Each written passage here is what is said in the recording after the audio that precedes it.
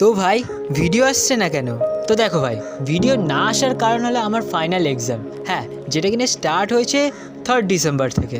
R back to back 6টা exam দেওয়ার পর finally I edit my video and post consistently because it was so hard.